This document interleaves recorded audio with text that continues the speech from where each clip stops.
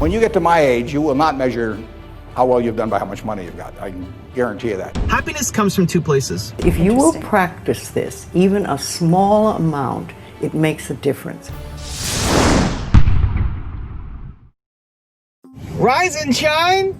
It's Entspresso time. Entspresso? Yeah. Hey, it's Evan Carmichael, and every morning I bring you a shot of Entspresso to help you start your day with confidence and believe in yourself more. So good morning, I believe in you, and let's do this. Over to you, Warren Buffett. I wake up every morning. Espresso, keep me going. I wake up every morning. When you get to my age, you will not measure how well you've done by how much money you've got. I can guarantee you that. You'll all do fine on money anyway. I mean, think about it. 7 hours a day, you're in a bed. You got exactly the same mattress I've got. If you don't, we'll sell it to you at the furniture mart. We're on a parity. I can't outdo you, in terms of my sleeping enjoyment. You can match it by buying this mattress, which we'll give you a special price on. Just mention my name. We eat at the same places, We eat at Dairy Queen, particularly if you're in my position because we own it. But we eat at McDonald's and Burger King, and when I leave here, I'll stop by a fast food place on the way. So our eating experiences are the same. We travel the same. I mean, I had a 10-year-old car up till about a year ago, and it just doesn't make any difference to me. They all work. We live in a place that's warm in the winter and it's cool in the summer, and we watch the Super Bowl on big screen TV. You do it, I do it. We dress more or less the same. I mean, I pay more for my clothes, but they look cheap when I put them on. So we're really on a parity. Yeah. So the money isn't going to be that big a deal. Everybody in this country is going to, with the intelligence this group has and the energy you have, you're going to do well. So what's the difference? What really counts? Well, I would say that you will measure. Health is enormously important, and that's a matter of a fair amount of luck. I mean, so I'm not shortchanging it. I'm just saying you can't do too much about that. But you will measure your success in life by how many, and extent, whether it's the people you want at 70 or whatever the age may be, you'll measure it by how many of them really love you, in the end. I mean, you can't buy love. I mean, it doesn't work. You can buy sex. You can buy testimonial dinners, you can buy your name on buildings, you can do all kinds of things. But the only way you get to be, love is to be lovable. It's kind of irritating, actually. If you got a lot of money, it'd be more fun to just write out a check for $1 million. So everybody, from now on loves me. But it doesn't work that way. And in fact, the only way is to be lovable. And I've got this friend who came out of Auschwitz and had at least one member of the family die there. And what is it now? It's 60 years later. She still, when she looks at people, it's a Polish Jew, when she looks at people, the question she asks herself in determining who she really trusts as friends, the one question in her mind is, would they hide me? Now, when you get to be 70, if you've got a lot of people that would hide you, you've had a successful life. I know people who have a tremendous amount of money, no one would hide. Their own kids wouldn't hide them. I mean, they really wouldn't. I mean, their business associates wouldn't, or anybody else. If it really came down to it, they don't have anybody's respect. They've got their attention maybe with money or something of the sort, but nobody loves them.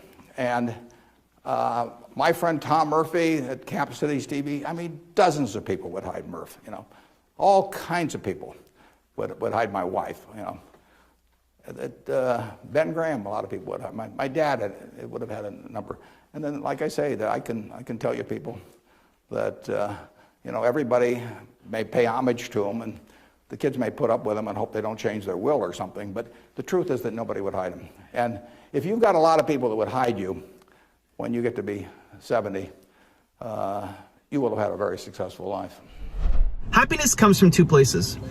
If you break down happiness, it'll start with one, the excitement, the momentary excitement that you can get by accomplishing a goal, by buying a fancy car, by getting that milestone to happen, by getting your 1 million YouTube subscribers, right? That's an excitement that happens by having a sip of a coffee. Go Tim's, right? I actually, we also got this one. This is what I cheers with at the beginning, right? having that sip, right? That gives you the momentary excitement. But it's fleeting. It doesn't last, right? It's this momentary high. So the second part of happiness is what I'll call fulfillment. So happiness breaks down to excitement and fulfillment. They both make you feel great.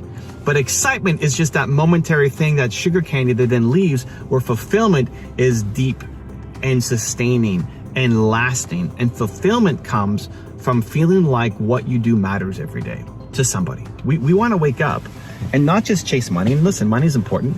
Money is a byproduct of helping people and building a great business and providing a lot of value. But what you really want to do is wake up and feel today that you matter, that what you do today matters, that the projects that you're going to work on today matter, that it's going to mean something to somebody. But it's not just waking up and doing something for yourself all day, but that you want to be of service, of value to other people. It's why I called my book Built to Serve, because you are hardwired to serve. It hits the same part of your brain. Serving, helping others, hits the same part of your brain as having food and having sex. It's important to you. It's built in to the human animal. This is what we want to do.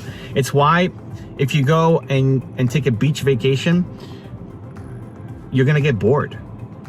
You know, you might like it, depending on how much you hate your life right now, you might like it for a day, a week, a month, but you'll eventually get bored. You don't actually just want to sit on the beach all day. And if you or someone you know is saying, no, that'd be the best, I'd love to just sit on the beach all day long, you don't. You just are in a really painful spot in your life right now and you hate your life. You just want to escape what you're doing right now. And that's great to know, because you should be doing something else. But you will get bored of just sitting on the beach all day. Why? Because you want to feel like what you do matters. There's meaning, there's value, you're contributing, you're helping, you're serving. You want to feel like you wake up today and you're going to do something that people care about. If you woke up every day and felt like today matters, I'm going to make something today that will help somebody, inspire somebody, motivate somebody, solve a problem for somebody, just something meaningful, you will have a lot more happiness in your life.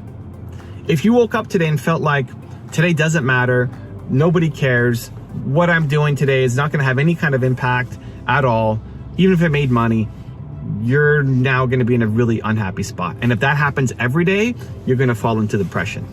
That's depression. The depression is you feel like you don't matter to anybody. You don't matter to yourself. You don't matter to anybody else. What you do doesn't matter. Life doesn't matter. Depression. And nobody's perfect. Nobody wakes up 100% of the time and is like, yes, today is going to be amazing. Right? Nobody. But you want to win the battle more often than lose. You want to shift that percentage, starting with 51% to 49 of good days versus bad, to then shifting it to 60 to 70 to 80 to 90, and recognize you never get to 100%. But that's the ambition. You want to constantly try to make your life something that is meaningful. You want to make your life the masterpiece. And that comes by serving other people and knowing that there's many people who are currently struggling with what you struggled with, and they need help and they need guidance and they need inspiration and they need wisdom, and you can help them. You can help them. And so I think too often we are just chasing the excitement, which is still legit. I'm not anti-excitement. I think it's great to have that nice sip of coffee and awesome to go and get your 1 million subscribers and amazing to look at the $1 million hit your bank account, right? Awesome. Like, that is great. But those moments will not sustain you. That's just having a diet of donuts and you only eat once a month, like you can't live off of that. And so if all you're doing is chasing the excitement, you're never happy. You're never actually happy, because you just have these little moments and you're chasing the high, where you need to balance it with fulfillment.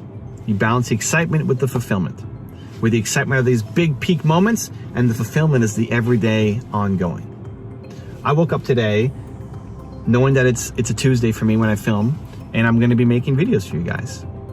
And I got excited, and not that like big high, but feeling like hopefully I make something that is going to touch somebody. Hopefully in my filming day today, out of all the videos I'm making, one of them is going to be impactful for you. Is going to touch you in a way that it hasn't touched you before, is going to make you realize something you haven't realized before, is going to give you a little bit extra energy, motivation, ideas that you can pour into your life for your business today. At least that's what I tell myself. That's my hope. That's my ambition. That's my goal every time when I'm pulling out the camera and making a video. And that makes me feel like today matters. I'm not talking to anybody. I'm not meeting anybody. I don't get the benefit of seeing somebody. If this was a speech, if I was talking to you and you were in front of me, we're having coffee together, you can see the instant impact and instant effect. And that would feel great to me, knowing that I touched your life in our coffee meeting together. But I'm just talking to a camera right now, sitting in my car while my wife is running some errands, mailing out books. She's at the post office right now, mailing out anybody who bought Built to Serve, the signed copies. Nina is mailing them off to you right now. And it's that reminder that today is going to be meaningful. And that makes me fulfilled, and that makes me happy. And so when you're looking at having a happy life, when we're talking about a 70-year window, or by the time we get there, we're going to live to 120, right? When you look at the next 50 to 70 to 90 years of your life that you've got left, do you want to only be chasing excitement and only be doing the things that give you a momentary sugar rush, or do you want to be chasing fulfillment and feeling like every day matters? I got inspired by this because of Ted Turner's father, and there was a story that I read of Ted Turner, his biography. I think I got to go back and see the book. I think it was his biography, Call Me Ted. And he talked about how when he was in his early 20s, his father killed himself. His father had a goal to be a millionaire, and he hit it and realized I just feel exactly the same as I felt when I was broke. Because he thought that this is the allure of the excitement. You think that once you accomplish that, you'll be different. You're still just the same person. You're still just the same person who doesn't like their life. And so he did that, and then he hit his goal. He became a millionaire, thought life would be different, wasn't, and so he killed himself. And Ted Turner decided that he would have a vision for his life that'd be so big and of so much service that he would never accomplish it. And that's what he set off to do every single day. So he took over his family business at, I want to say 22, and now has become one of the most successful, wealthiest, and I don't know happy, but people in the world. And he's still alive, didn't kill himself like his father did. And that kind of stuck with me. So I want to feel like the work that I do matters, is meaningful. You know what it feels like to hit a goal and how great it feels, but then the next day, think about the last time you hit a big goal of yours. The next day, did life change that much? Were you a totally different person now? The fact that I have 1 million subscribers or whatever, 2 point whatever on YouTube, I'm still the same person. I don't feel any different as a human. Just like when you bite into a yummy donut, it feels great, but are you a different person? The next day, you wake up, you're still hungry again, right? You still need to keep eating. And so we're constantly just chasing this excitement, which again, I think is great. Those moments of joy are fantastic. But even more important is the day-to-day fulfillment, feeling like what you do matters today. Happiness equals excitement plus fulfillment. And we focus too much on the excitement and not enough on the fulfillment. And that's what I want to change.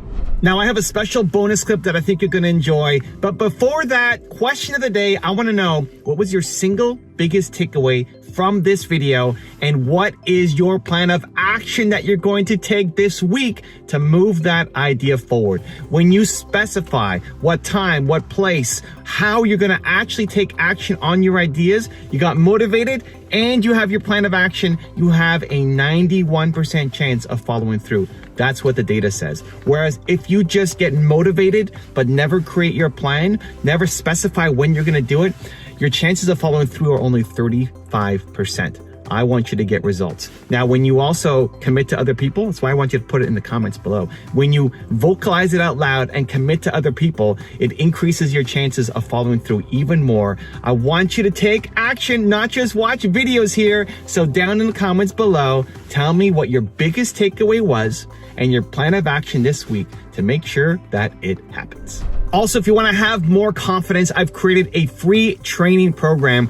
The data says that it takes up to 254 days of consecutive action to build a new habit. So if you want to get more confidence, I'm going to send you a free video to your email every day for 254 days to help you build your confidence 100% free. The link to join is in the description below. Investing in yourself is the best thing you can do. Anything that improves your own talents. Like, nobody can take it away from you. They can run up huge deficits and the dollar can become worth far less.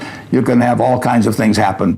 It's important to associate with people that are better than yourself. They made us do all these crazy things to get out of ourselves, and so we stood on tables and did all kinds of things. For those of people that have tried to change their thinking but seem to be stuck, and can you give them some advice to help them to be more positive or to get through Well, those I don't places? think that they've been trying and they're stuck. I think they just haven't tried. Because if you will practice this, even a small amount, it makes a difference. I have a simple exercise I give everybody, and some people say, oh, that's so stupid, it's so silly. But I ask them to look in the mirror, especially first thing in the morning, and just look in their eyes and say their name and say, I love you. I really, really love you. And this is enormously hard for most people to do to begin with. But as you continue to do it, it makes a big difference.